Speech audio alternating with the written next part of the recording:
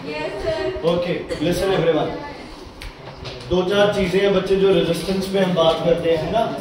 Resistance directly proportional to length, inversely proportional to area, directly proportional to temperature. But इसमें थोड़ा चक्कर है। क्या? जनरली आपके जितने भी मेटल्स हैं बच्चे, इनका टेम्परेचर अगर तुम बढ़ाओगे तो इनका रेजिस्टेंस भी क्या करेगा? इंक्रीज करेगा। अगर आप बात करते हो सेमीकंडक्टर्स की, इनका अगर आप टेम्परेचर बढ़ाओगे तो इनका रेजिस्टेंस क्या करेगा? डिक्रीज करेगा। फिर हम बात करते हैं किसकी? कॉन्स्टेंटन और मैग्नेटिक। ये दो ऐसी चीजें हैं जिनका टेम्परेचर बढ़ाने से रेजिस्टेंस क्या रहता है बेटा? कांस्टेंट रहता है। क्या रहता है इनका रेजिस्टेंस? कांस्टेंट रहता है। ठीक है, अब बात करते हैं इंटरनल रेजिस्टेंस की, स्मॉल आर। किसकी? Small R. ये क्या है?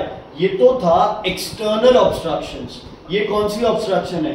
इंटरनल ऑब्स्ट्रक्शंस, है ना। Movement of electrons, movement of ions के लिए जो इंटरनल ऑब्स्ट्रक्शन है उसको आप क्या बोलते हो बच्चे? Small R. क्या बोलते हैं उसे? Small R. तो रसगुल्ले अभी मत खा लो।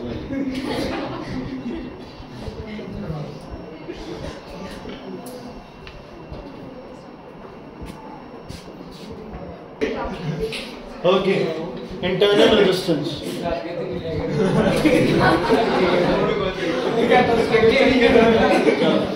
देखो, इलेक्ट्रोड्स पे जितना इलेक्ट्रोड्स का एरिया ज्यादा होगा उतना इंटरनल रेजिस्टेंस क्या होगा? कम। ठीक है, जितना डिस्टेंस कम होगा उतना इंटरनल रेजिस्टेंस क्या होगा? कम। कंसंट्रेशन ज्यादा होगी, आयन ज्यादा होंगे तो इधर उधर ज्यादा टकराएंगे तो इंटरनल रेजिस्टेंस क्या हो जाएगा? ज्यादा। लेकिन टेम्परेचर के साथ क्या होता है बच्चे? ये इनवर्सली प्रोपोर्शनल। टेम्परेचर के साथ क्या होता है? इनवर्स। टेम्परेचर बढ़ता है तो इंटरनल रेजिस्टेंस क्या करता है? डिक्रीज। इंटरनल रेजिस्टेंस क्या करता है? डिक्रीज। Is it clear? समझ आ गई इतनी बात? ओके, उसके बाद बात करते हैं स्पेसिफिक रेजिस्टेंस की। स्पेसिफिक रेजिस्टेंस रेजिस्टेंस के बराबर हो जाता है लेकिन लेंथ 1 होनी चाहिए और एरिया होना चाहिए 1 मीटर स्क्वायर। मतलब R equals to rho L by A, तो rho equals to R into A upon L। इसका यूनिट बन के आता है ओम मीटर। ओम मीटर। कोई भी चीज की आपको स्पेसिफिक रेजिस्टेंस पता होनी इज गुड, या फिर रेजिस्टेंस स्पेसिफिक रेजिस्टेंस, क्योंकि उसकी लेंथ और उसके एरिया से आप उसका जो रेजिस्टेंस है वो आप ऑटोमेटिकली क्या कर सकते हो? निकाल सकते हो। Name a thing which remains constant बच्चे, that is specific resistance. That is specific resistance. Voltage और करंट का एक लॉ बनता है, पोटेंशियल डिफरेंस और करंट का। क्या बोलते हैं उसको? Lenz law, Ohm's law. Lenz law नहीं है? अच्छा, चैप्टर ये, वहां तो चैप्टर सारे इकट्ठे होंगे। ओम्स लॉ है। ओम्स लॉ है ना। रहो कॉन्फिडेंट रहो उस पे।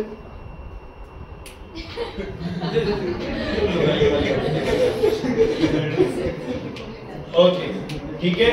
कौन सा law? Ohm's law. What does it से? The current through a conductor is directly proportional to potential difference across its ends. Potential difference across its ends provided physical condition remains and temperature remains constant. Physical condition मतलब length, breadth, ये सब, pressure, ये सब same रहना चाहिए, material same होना चाहिए और temperature सबको पता है। बट ये क्या पॉसिबल है? नहीं पॉसिबल। जो पॉसिबल है उनको आप किस कैटेगरी में डालते हैं? ओमिक रेजिस्टर्स, ओमिक कंडक्टर्स, और दूसरों को नॉन ओमिक रेजिस्टर्स या नॉन ओमिक कंडक्टर्स। ओके, आपके पास एक ग्राफ है, इसको क्या बोलोगे? IV graph, VI graph? VI graph, straight line. ये आईवी ग्राफ है, ये भी क्या बनेगा? Straight line. क्या बनेगा? ये भी स्ट्रेट लाइन। ठीक है, क्लियर है बच्चे? ओके, मिल गया। Resistance equals to V upon I। तो इस ग्राफ की स्लोप आपको क्या देगी बच्चे? क्या देगी? रेजिस्टेंस। और इस ग्राफ की स्लोप क्या बनेगी? I upon V। ये आपको क्या देगी? कंडक्टेंस। क्या देगी? कंडक्टेंस। समझ आ गया? क्वेश्चन आ सकता है the slope of IV graphs gives, आप बोल दो रेजिस्टेंस, नहीं, क्या? कंडक्टेंस। करंट नहीं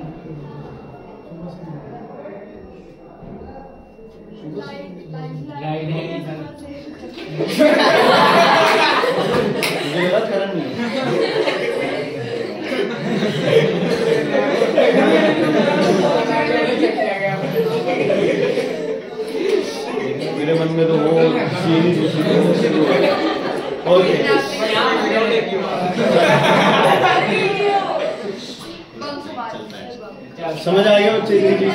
कोई प्रॉब्लम है इसमें तो बताओ, ठीक है? इतनी चीजें क्लियर है? ओके, अब सुनो ध्यान से, 4 मटेरियल जो आप पहले डिस्कस कर चुके हैं, क्या क्या? निक्रोम और टंगस्टन और कॉन्स्टेंटाइन मैग्नीन और एल्यूमिनियम एंड कॉपर और lead and tin. Lead and tin किसका? फ्यूजन। क्लियर है बच्चे? ये कोई प्रॉब्लम इनमें है तो अभी बताओ, कोई प्रॉब्लम है तो बताओ। नहीं है? आगे बढ़े, आगे बढ़े। ओके,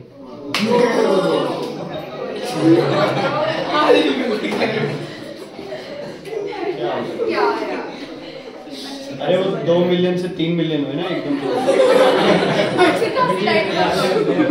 ओके भाई बैठ जा, लाइट नहीं आई। ओए सीधा बैठ। सर लाइट जल्दी मारता नहीं ये कैसा है?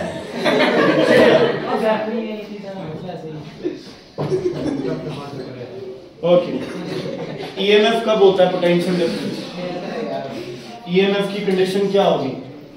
सर्किट क्या हो? ओपन, या फिर क्या हो? ऑफ। इसका मतलब है लॉसेस एक तरह से क्या हो जाएंगे बच्चे?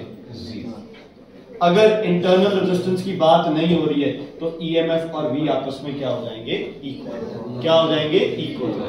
समझ आ गई? Terminal voltage, potential difference across which circuit?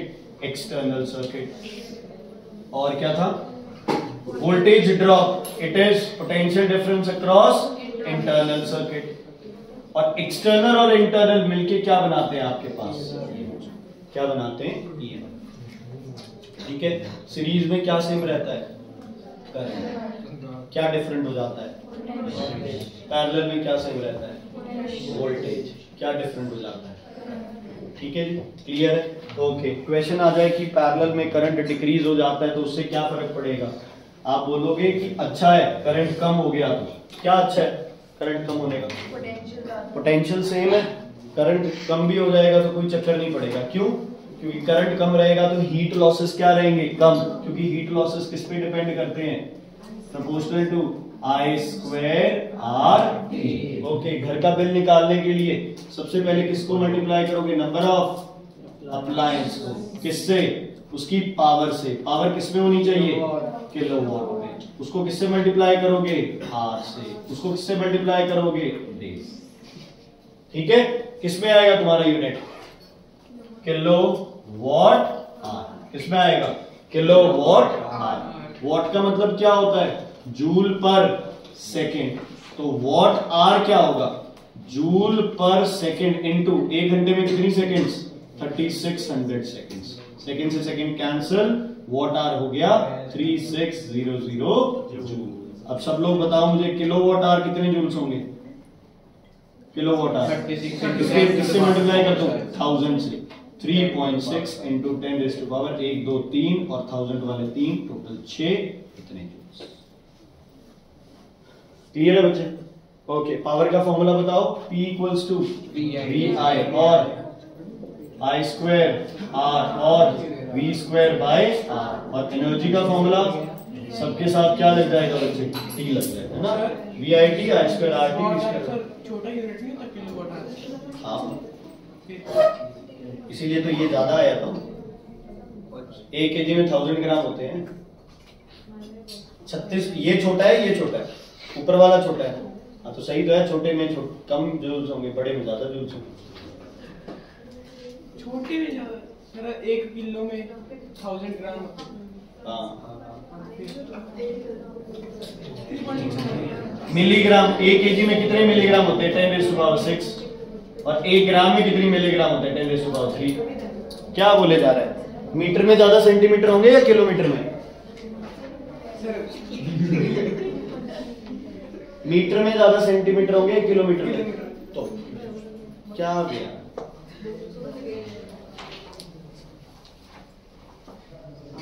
करण दोस्त था तेरा? अच्छा अरे मतलब है ऐसे नहीं करते यार। सुनो, साउंड चैप्टर, ठीक है? अब साउंड चैप्टर करेंगे ना, देखना वो साउंड चैप्टर में बहुत इजी लगेगा। उस टाइम स्टार्टिंग था, पहली बार था, तो थोड़ा सा उसमें डिफरेंस है। साउंड चैप्टर में मेन आपने देखा होगा जो क्वेश्चन चलते हैं वो आपके रेजोनेंस और फ्रीक्वेंसी रिलेटेड चलते हैं, है ना।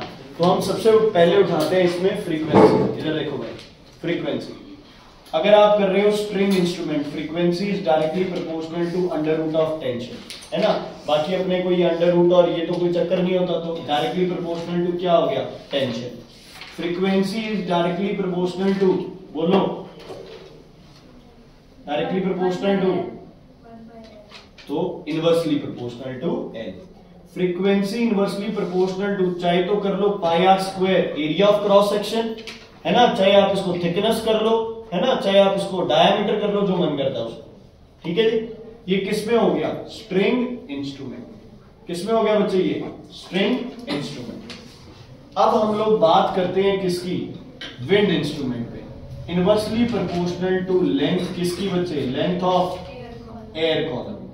और आपको पता है हर 3 टाइम्स के बाद क्या सुनाई देगा हमें, लाउड साउंड। मतलब क्या, आपके पास एक ट्यूब है, मान लो 1 सेंटीमीटर पे वो लाउड साउंड सुना रही है आपको, आप इसमें वाटर लेवल डाउन करे जा रहे हो, अगला लाउड साउंड कितने सेंटीमीटर पे आएगा, 3 पे, उससे अगला 9 पे, उससे अगला 27 पे, 3 टाइम्स, ठीक है जी।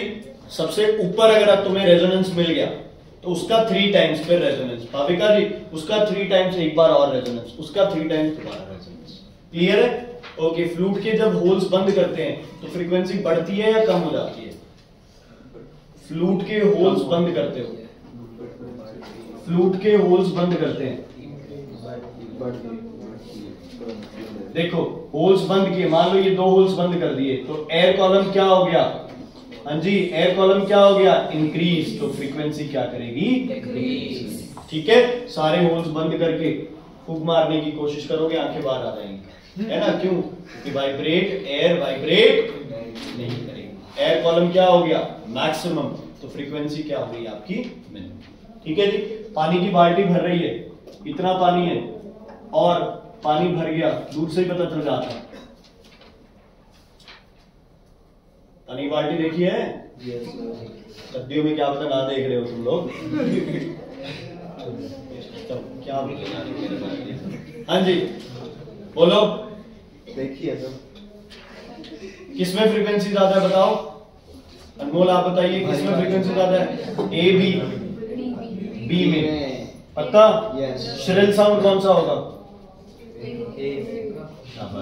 फ्रीक्वेंसी इसमें ज्यादा है, श्रिल साउंड ये हो जाएगा। नहीं है सर, कुछ जो साथ में, ठीक है। तो यार बी में एयर कॉलम ज्यादा नहीं है, है ना भाविका, नहीं, क्यों, पानी ज्यादा है, तो हवा क्या हो गई कम, हवा कम हो गई तो फ्रीक्वेंसी क्या हो गई, ज्यादा, इसलिए पानी में छन छन की आवाज आने लग जाती है, श्रिलनेस क्या हो जाती है उसकी, ज्यादा।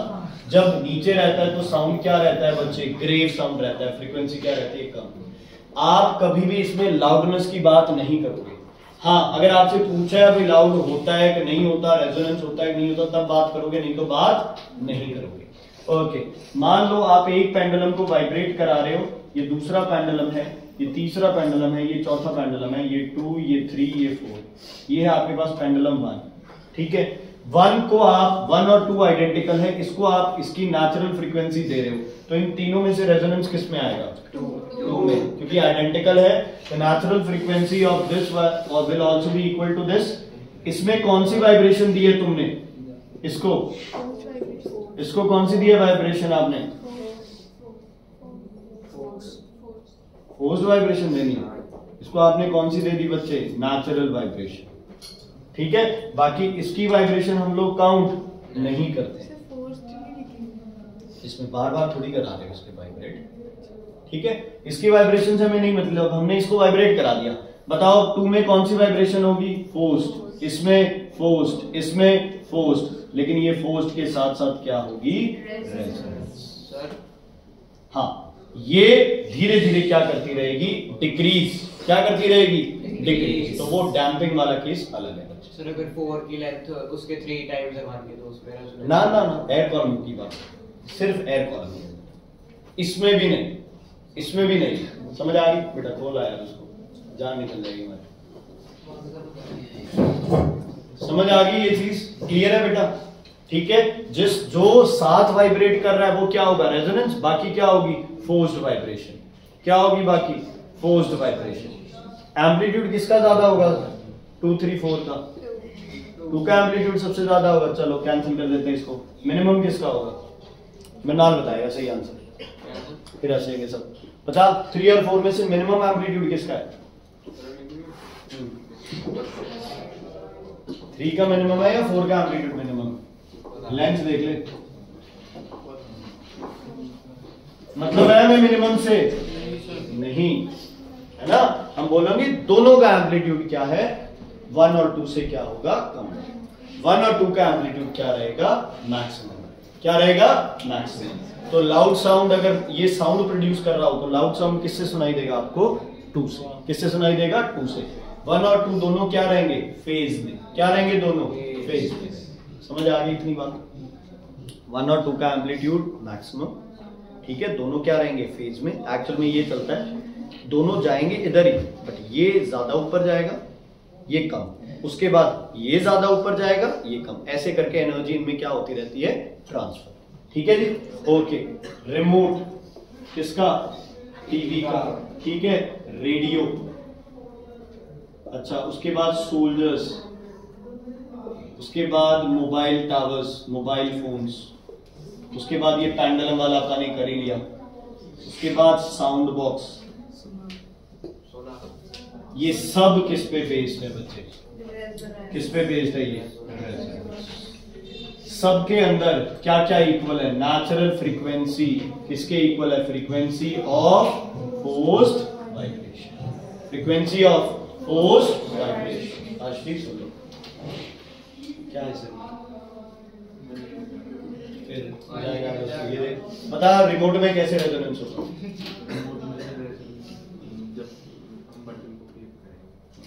ओ भाई मजा आ गया। हाँ जी आगे चुप। हाँ जी, जब हम बटन को क्लिक करेंगे। हाँ जी आगे। तो इंजीनियरिंग करिए बस, कसम से कह रहा हूँ, चाहे प्राइवेट कॉलेज में ले लीजिए एडमिशन। वाइवा और ये सब तो ऐसे निकालेगा, देखना। हाँ जी, बटन ऑन करने से वाइब्रेशन जाएगी। ठीक है, हाँ जी सही बोल रहा है।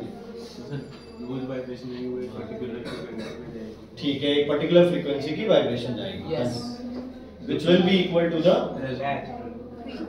frequency of the receiver। ठीक है, आप बोलोगे when you press a button on the remote, है ना?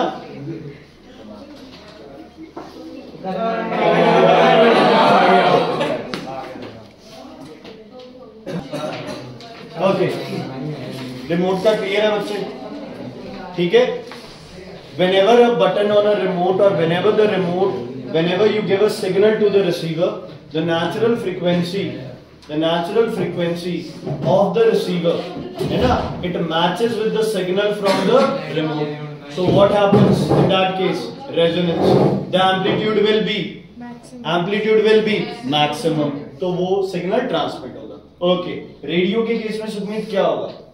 रेडियो के केस में forced frequency by the, what do you do? हम क्या करते हैं? We match the frequency of the radio with the natural frequency of the station. With the natural frequency of the station. Or you make the natural frequency of radio equal to the frequency of the station. जब दोनों frequencies match करती है तो signal transmit क्या होगा? Maximum.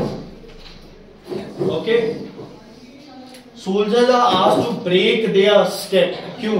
Because if all they put their feet together on one side of the suspension bridge, the bridge will start vibrating.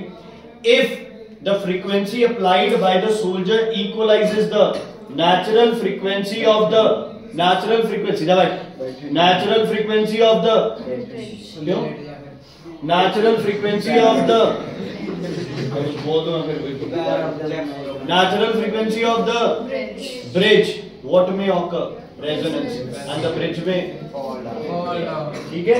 Mobile phone का भी same है, whenever you dial a number, okay, you send a frequency signal which matches with the natural frequency of the other phone, okay, and you can talk with the other person, same walkie फिर talkie। ऐसा क्यों होता है कि किसी और कोई बच्चे को मिसमैच हो जाता है ना, वो फ्रीक्वेंसी उस रेंज की फ्रीक्वेंसी फोन नहीं भेज पाता, या फिर फ्रीक्वेंसी में थोड़ा डिफरेंस होता है और जब मोबाइल टावर उसको इंटरप्रेट करता है तो वो गलत फ्रीक्वेंसी के साथ कनेक्शन हो देता है, तो आपकी आवाज उस तक नहीं जाएगी, वो अपनी कहीं बात कर रहा होगा, उसको किसी और की सुनाई दे रही होगी, आपको उसकी बात सुनाई देगी। ठीक है, ओके। नेक्स्ट आते हैं हम लोग साउंड बॉक्स। ये इंपॉर्टेंट है बच्चे, इसमें दो फैक्टर आते हैं, गिटार के साउंड बॉक्स होता है, ड्रम के साउंड बॉक्स होता है। आप बोलोगे guitar has a sound box so that the air present in the sound box it vibrates with what amplitude? Maximum amplitude। तो गिटार स्ट्रिंग किस हिसाब से प्लग की जाएगी ताकि इस एयर का क्या रीच हो जाए? Resonance. The string of the guitar is plugged in such a way that it matches with the natural frequency of the air present in the sound box. So the air in the sound box, it will vibrate with the maximum amplitude, vibrate with the maximum amplitude। और जब ये air vibrate करेगी तो automatically sound क्या produce होगा? ज्यादा। अब 3 million से 4 मिलियन होने वाले हैं। नहीं हुए 10 करोड़। तुम दोनों से तो बात कर ली अभी। सर 10 के तो हुए नहीं, की बात कर रहे हैं। सर 10 के तो हुए, आप मिलियन की बात कर रहे हैं। ओके चलो छोड़ो, इधर देखो। ठीक है, ये चीज क्लियर है बेटा? कोई प्रॉब्लम है इसमें तो बताओ। रेजोनेंस वाला पार्ट क्लियर है? अच्छा, एक अगर आपके एम्पलीट्यूड्स डिक्रीज कर रहे हैं तो आप उसको क्या बोलोगे? Damped vibration. एम्पलीट्यूड कांस्टेंट है, क्या है? नेचुरल। एम्पलीट्यूड चेंज हो रहा है, कौन सा है? फोर्स। देखो, natural vibration is a myth, वो सिर्फ कहां हो सकती है? वैक्यूम के अंदर, अदरवाइज वो वाइब्रेशंस नहीं हो सकती। Is it clear? Is it clear? कोई प्रॉब्लम है? ये सेकंड पार्ट पूरा कंप्लीट होता है, कोई प्रॉब्लम है तो बताओ।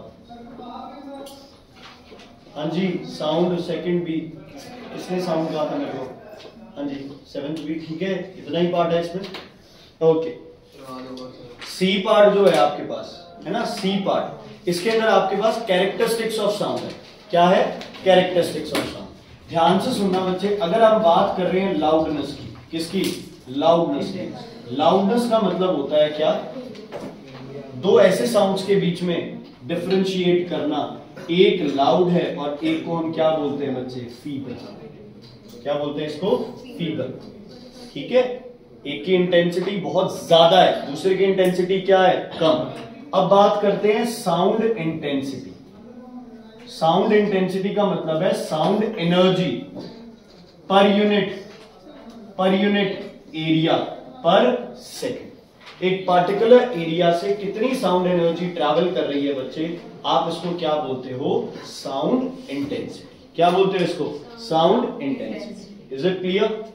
ठीक है, लाउडनेस और साउंड इंटेंसिटी आपस में क्या है बच्चे? Directly related. लाउडनेस और एम्पलीट्यूड क्या है आपस में? Directly related but square of amplitude. Square of amplitude. Loudness कुछ और चीजों पे भी डिपेंड करता है, जैसे directly proportional to area of source.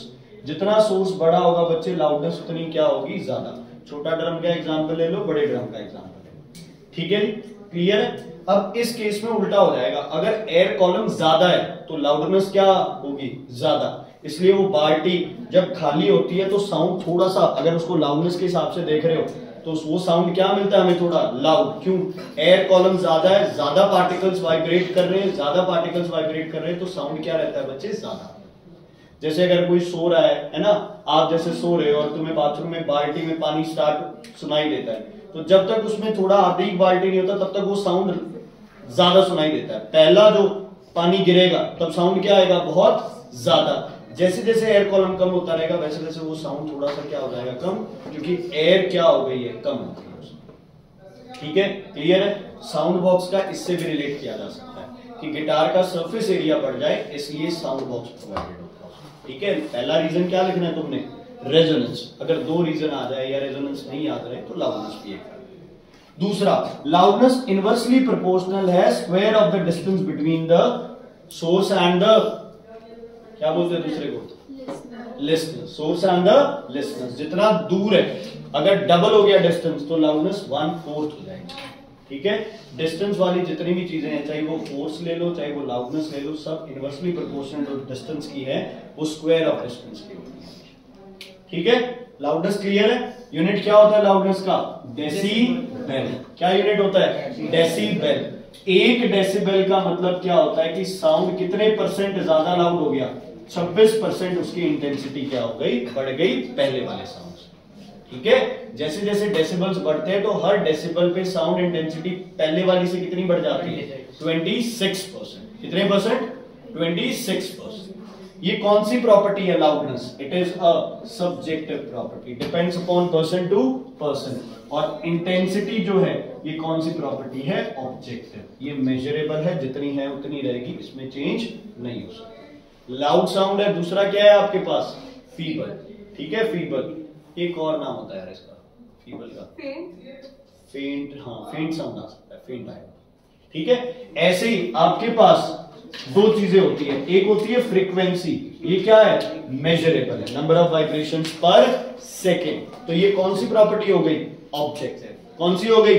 Objective. इसी की सब्जेक्टिव कौन है? पिच और श्रिलनेस। पिच और श्रिलनेस। किसी की फ्रीक्वेंसी बहुत ज्यादा है, बहुत ज्यादा वाइब्रेशन है, उस साउंड को आप क्या बोलोगे? शार्प। क्या बोलोगे? शार्प। और दूसरे को क्या बोलते हो आप? ग्रेव या फिर फ्लैट। ग्रेव या फिर फ्लैट। शार्प बोल सकते हो, श्रिल बोल सकते हो, इसको हाई पिच बोल सकते हो इसे। और वो आपके पास हो गया ग्रेव या फिर फ्लैट। सर कितने डेसिबल में नॉइज मानी जाती है? 80 डेसिबल के बाद। 120 डेसिबल वाली तो नॉइज पॉल्यूशन में आ जाती है, 80 से 20 डेसिबल वाली आपकी इरिटेटिंग हो जाती है।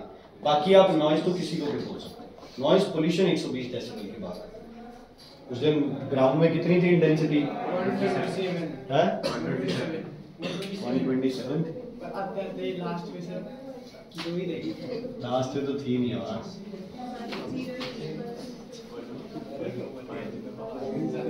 इंडिया में हार गए। क्या हो गया? जोर तो पूरा लगाया। ओडीआई में जी। Okay, T20 sorry. और जीत तू भी गए। ऐसा ही है। ऐसे क्या कर रहा है? 10 मिनट पहले तू क्या कर रहा था रिमोट की बटन? तो हेड सर 1 सेंचुरी और सेंचुरी रन बना के आउट हुआ था। और क्रिकेट की ओके, सुनो सुनो सुनो सुनो बस। सेकंड लास्ट बॉल पे बस आउट। यार। उसके बाद आता है आपके पास क्वालिटी और टिम्बर, है ना? क्वालिटी और टिम्बर दो साउंड है, सेम इंटेंसिटी है, सेम फ्रीक्वेंसी है, फिर भी डिफरेंट हो सकते हैं क्योंकि उनके सोर्सेस क्या है? डिफरेंट है। ठीक है, सोर्सेस क्या है? डिफरेंट है। अगर रिपीटेटिव वेवफॉर्म बन रहा है तो वो म्यूजिक है, अदरवाइज वो क्या है बच्चे? नॉइज। अदरवाइज वो क्या है? नॉइज। बस इसमें से इतना ही करना है। फिर आता है इको के क्वेश्चंस। वेवफॉर्म। ठीक है, हाँ जी, वेवफॉर्म। वेवफॉर्म वाले क्वेश्चंस वो करवाता हूँ। कॉपीज निकालना, ये एक क्वेश्चन करना।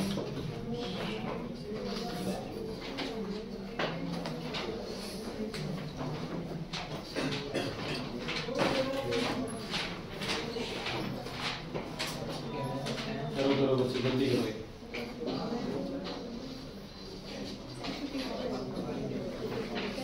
जल्दी क्वेश्चन कर लो, 10 मिनट में छुट्टी कर दूंगा। क्या सर?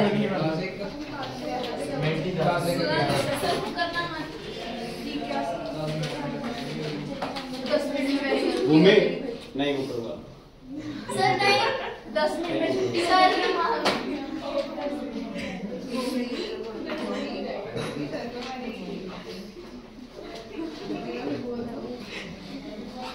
मैं तो हैरान हूँ, गर्दन नहीं दुखती बेटा। चलो चलो इसको जल्दी करो।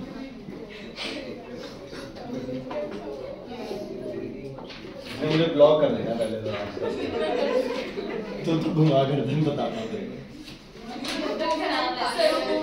सर एक बार ही करा था। मुझे पता है। तो सर ऐसे भी बोल रहे हो खराब है। करो करो करो करो।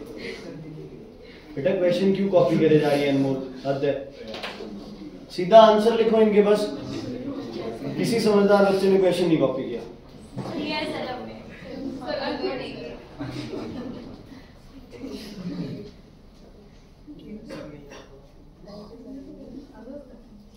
कर भाई क्वेश्चन कर।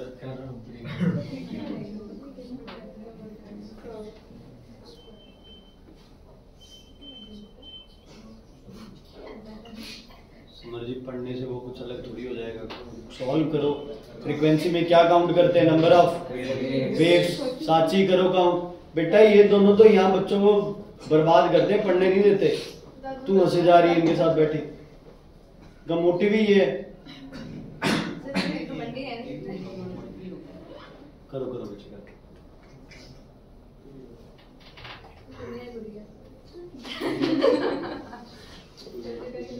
FACB, FA 1 2 vibration, C 1 vibration, B 1 2 3 vibration. Mahi दिमाग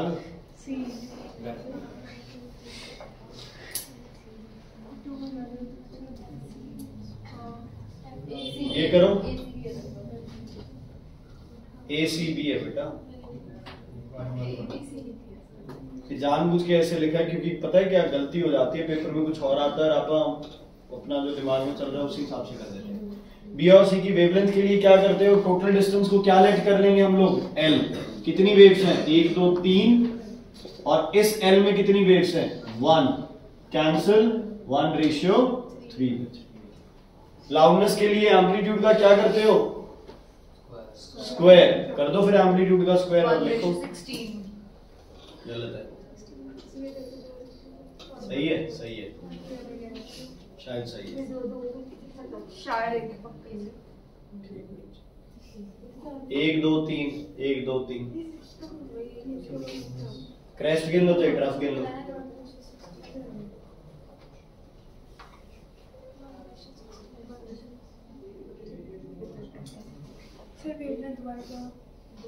वेवलेंथ इसमें बता दो। CBA L। टोटल लेंथ कितनी ले लो? L के अंदर कितनी वेव्स हैं? 1। तो वेवलेंथ हो गई total distance upon number of waves. Total distance upon number of waves. Total distance upon number of waves. L by ये 3 थी, L बाय 2। LC में आ गया 6। 6L ratio 2L ratio 3L। L cancel 6 ratio 2 ratio 3। ठीक है। अब ये मत भूलना नीचे वाला 6 क्यों नहीं लिखा, तो रेशियो निकाल जाए अपन की। तो वो सही नहीं आ जाएगा दोबारा। हाँ जी, LCLA क्या है रेशियो? ये C कितना है? x/2 whole square ratio 2x square. x square से x स्क्वायर कैंसिल, 4 इधर जाएगा, 1:16। नहीं आया समझ बच्चे? लाउडनेस वाला ये टोटल लेंथ L है। एक वेव है 12/1, 3 है 12/3, 2 है 12/2। LCM 6 आ गया। अच्छा सुनो, अब कितनी वेव्स हो गई? इसमें कितनी वेव्स हो गई? अब करो ये क्वेश्चन। सेम है सब।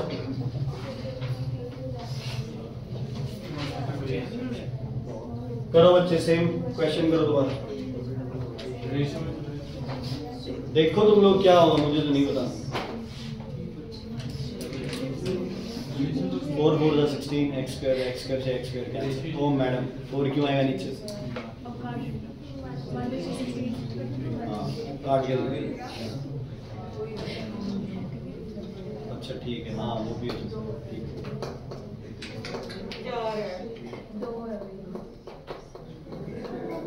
हो गया क्वेश्चन।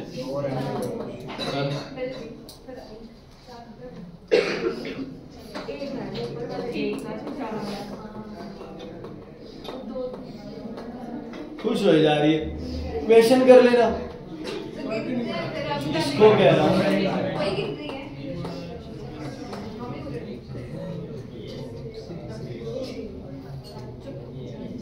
ठीक है, सी में देखो कितनी 2 है, L/6 और L/2,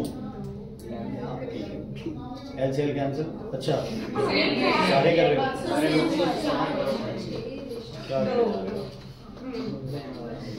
CBA है, CBA, वो तो B और C दो ही है बस, B और C दो ही है, तीसरा है। सब बच्चे एक बहुत बड़ी गलती करेंगे, क्या? कोई बच्चा नहीं है जो इसको सही करेगा, इसको लैम्डा वाला। क्यों, क्या आंसर है बताओ? आंसर तो सही आ जाएंगे, मेथड गलत होगा सब। आंसर क्या बता? आंसर तो इसके तो डायरेक्ट ही है, ये है आपके पास 4:6:2, 2 पे कैंसिल हो जाएंगे, 2:3:1। गलत।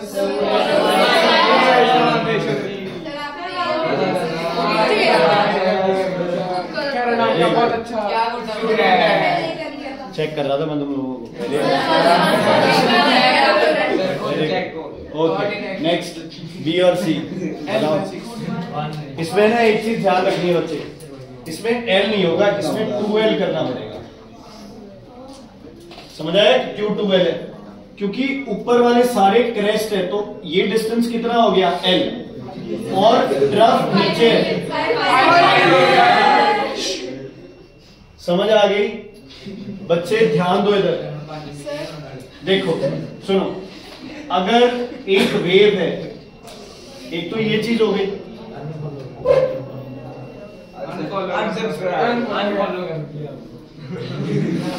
और अगर ये है तो डिस्टेंस क्या हो गया बच्चे? डबल हो गया। मतलब इसको लिखने का तरीका ये है भाई, एक वेव है आपके पास, वो ऐसे करके और ऐसे जा रही है, तो ये टोटल क्या हो गई? वेवलेंथ। आप अगर इस वेव को उस क्रेस्ट के नीचे ही बनाना चाहते हो तो वो L डिस्टेंस, सिंगल बनाओ एक बार, सिंगल से समझ आ जाएगा। मान लो ये डिस्टेंस है आपके पास L, तो ये वेव L डिस्टेंस गई है और L डिस्टेंस क्या हो गई? वापस। मतलब L और इधर भी क्या? L। इसलिए यहां ये ध्यान रखना है, जब वैसे तो यार इससे फर्क नहीं पड़ता, लेकिन फिर भी जब ऐसे डायग्राम्स आ जाए तो ध्यान रखना है, ऊपर L की जगह क्या आएगा बच्चे? 2L। क्यों? क्योंकि क्रेस्ट का और ट्रफ का डिस्टेंस इकट्ठा एक जगह लिखा हुआ है, उसमें हम क्रेस्ट और ट्रफ का डिस्टेंस क्या लेते हैं? अलग अलग दिया। नहीं पहले पढ़ा सर? ये गई कितनी डिस्टेंस है? आधी L, और इसको अगर मैं यहां कर दूं तो टोटल डिस्टेंस कितना हो गया? 2L। तो मैं इसको ऐसे ले जाके यहीं वापस ले आता हूं, तो टोटल डिस्टेंस कितना ट्रेवल किया उसने? 2L। तो 2L बाय ये 2 थी ना यहां, बताओ B का क्या होगा? 2L bye 1 2 3 4 5 6 ratio 2L bye 2, 2L से 2L कैंसिल, 1 जा 3 जा 1 रेशियो। सर इसको ऐसे भी कर सकते हो, पहले वेव गई फिर हाँ वेव गई और फिर वापस। Is it clear? ऐसी वो उधर वाले क्वेश्चन, ठीक है? Is it clear? ओके, एक इको का क्वेश्चन है, करो।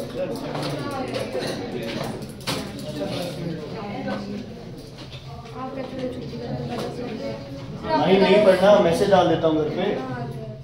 मैं अभी आपने कहा था 10 मिनट में छोड़ोगी, सपोर्ट है सर। चुप।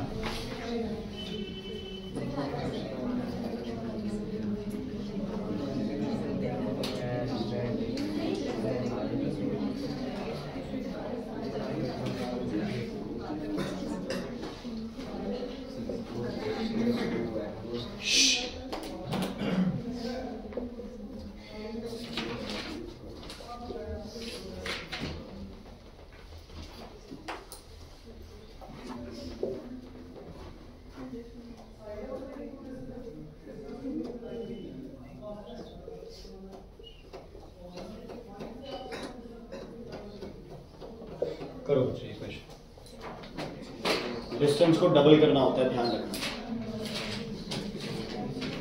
डायग्राम बनाओ पहले। डायग्राम बनाओ तुमने डायग्राम।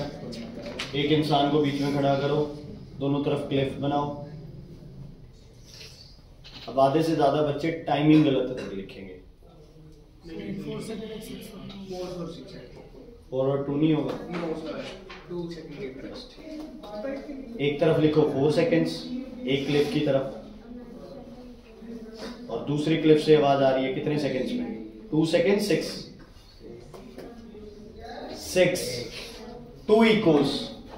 अगर इतना ही होता तो क्वेश्चन वाला 2 इक्वल्स 2 सेकेंड्स एंड 4 सेकेंड्स लिखता। इसने क्या लिखा? पहली echo after 4 seconds and 2 seconds later, मतलब पहली इको सुनने के 2 सेकेंड बाद। इसका मतलब दूसरी इको कितनी देर बाद सुनाई दी? 6 सेकेंड।